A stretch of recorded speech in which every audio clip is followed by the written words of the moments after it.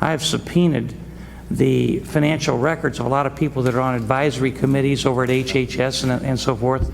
And we have found some people who are on these advisory committees who are making recommendations on vaccines and so forth that have conflicts of interest.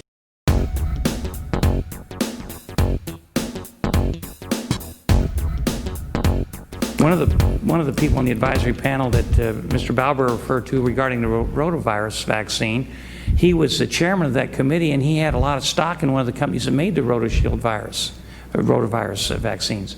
And what you didn't mention was that although the company withdrew the Rotashield virus from the market, it was because there had been so many adverse reactions, and it was less than 1 year after it had been put on the market, number one. And number two, there were several people on the advisory panel that had real reservations about that vaccine ever being put into the marketplace in the first place.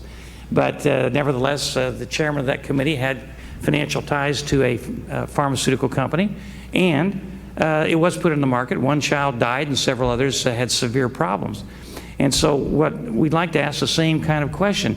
Do you require these people who are expert witnesses, do you require them to disclose financial ties, either personal or institutional, with some of these vaccine manufacturers? As far as well, let me try to answer that question, because you asked about the expert witness who testify and also the advisory commission members. Well, I didn't ask about the advisory commission members because I already know. I've already checked. I've subpoenaed and got their financial records. They didn't want to tell me that, like you didn't want to tell us some things, so I sent a subpoena out and I got the records. And we have found in their financial records, and so a lot of them are incomplete, which we're still checking on, we have found that they had financial ties to pharmaceutical companies, and we think that might have tainted their judgment just a bit. But nevertheless, we're talking about these expert witnesses right now. Experts who testify. Yeah. No, we don't require that they, fill out any conflict of interest forms at all. Why wouldn't you think that might taint their judgment just a little bit? Let's say, for instance, I'll give you an example.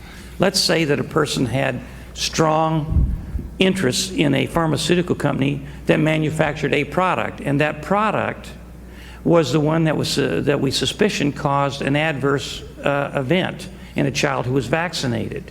Would you think that that person would be an unbiased witness? I would think that, something like that probably would come up in court, or could come up in court proceedings, but not unless somebody asked. Right. I mean, your advisory panels over at HHS, nobody ever asked. Many of those people, they got a financial disclosure statement. Many of those were completely vacant. There wasn't anything on it until we checked. So an expert witness that's testifying, it seems to me logical that the first question to ask is, do you have any financial ties to the company that manufactured the product that created this adverse event? Seems like you'd want to ask that, wouldn't you? I would like another assurance from you that sir. You will not seek any retribution against this lady and her family based on the testimony she has provided here. Well, let me make it clear. The Justice Department never seeks retribution, and we're, in fact, would find it offensive for folks to characterize honest federal government employees as seeking retribution against U.S. citizens who suffer such a loss, and we wouldn't do that. Mr. And Harris. we have never done that. There's no evidence to support that.